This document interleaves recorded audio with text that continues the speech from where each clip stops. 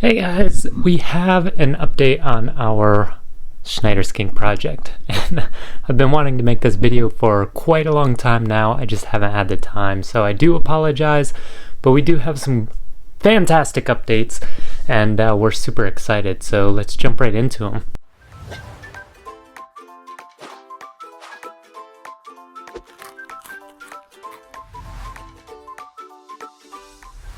So I really wanted to hit part 2 and 3. I wanted to, break up every part of the breeding process into its own video, but for the sake of, me not uploading once every few months, I decided to throw it into part 2 and 3. So in part 1, we really discussed about how we were going to set them up, how we were going to keep them, how we were going to try to control the temperatures, what UVBs we use, the heat, how we had their tanks set up, it's the whole works. So how did that turn out? Well, let me just say we had 3 visual locks. So we have kept Wyze cameras on our Schneider Skinks 24 hours a day, every day for months, or every day for the past few months.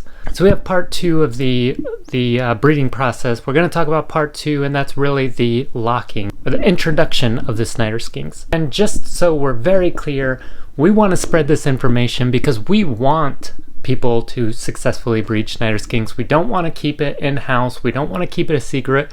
We want everybody to know how to do it and what's working, what's been successful, what hasn't been successful. That way you can make your own successful breeding pairs, and maybe we can help the captive market in the future. That's the ultimate goal, right? Is to help that captive market, make a captive market for Schneider Skinks, and stop removing them from the wild. So when we introduced our Schneider Skinks, how did we do it? So we have our enclosure set up naturally so the males can see each other. They cannot reach each other, but they can see each other. And we do this with glass enclosures or a glass front. We have 4x2x2, they're PVC on all 3 sides. I mean, obviously not this enclosure. This is a zebra skink, but it's PVC all the way around, but it has a glass front. And the reason we do that is so that they can see the male through that glass front into the next tank. And I think this is very important, and I'll tell you why in just a moment, but I think it's very important that those males during the mating season can see each other. And then number 2, we do not cohab our females and our males all year round.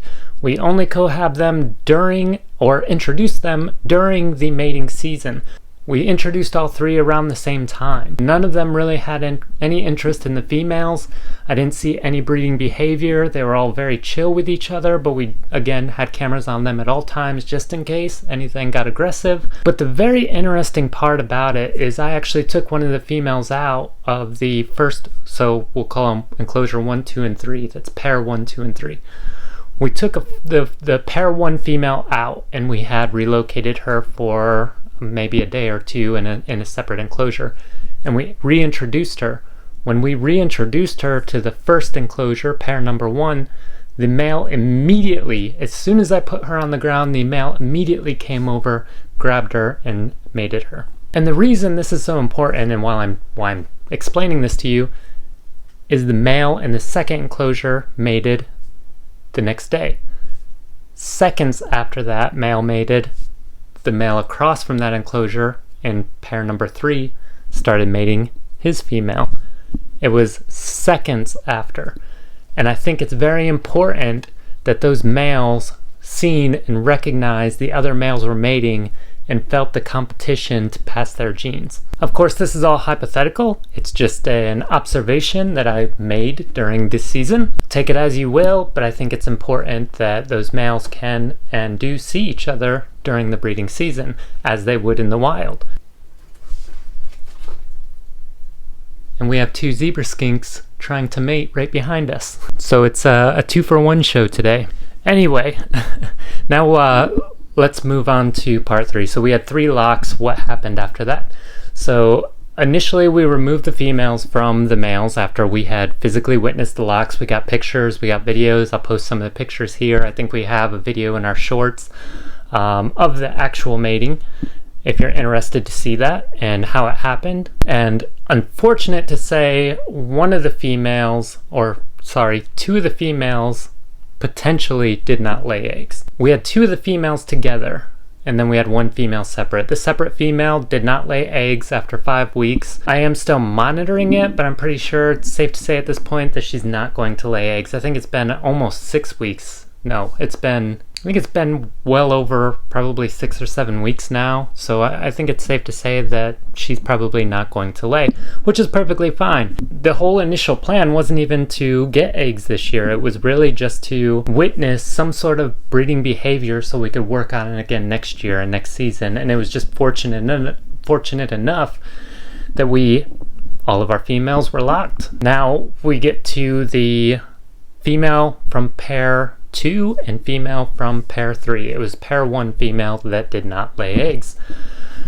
Pair 2 and pair 3, the 2 females were together, and I noticed about the 5-week mark that there were 2 beautiful eggs in the enclosure. Overly excited, grabbed those eggs, put them in the incubator, and I was ecstatic.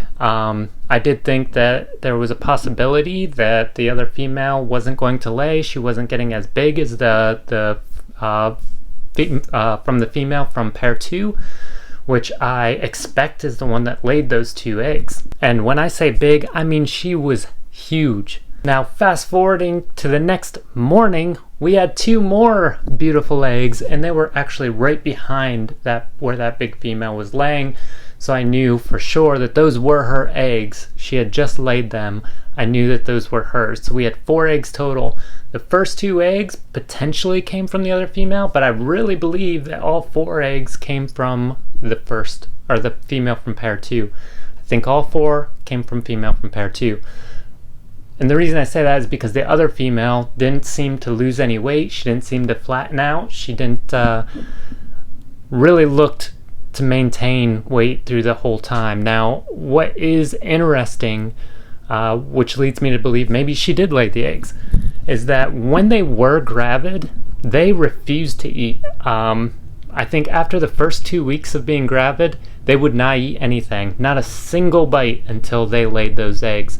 The day they laid those eggs, they pigged out, but not a single day after that first 2 weeks of being gravid did they eat. And that was the same for both of those females, and both of them are eating like pigs again. So I do have a suspicion that she either was gravid and potentially laid duds or slugs that I didn't catch, or possibly ate the eggs. I know they do eat the eggs if the eggs are disturbed, and we had 2 females in there. So that's very possible. In any case, we do know for next season that we're not going to put them together. That way we can be more accurate with our findings.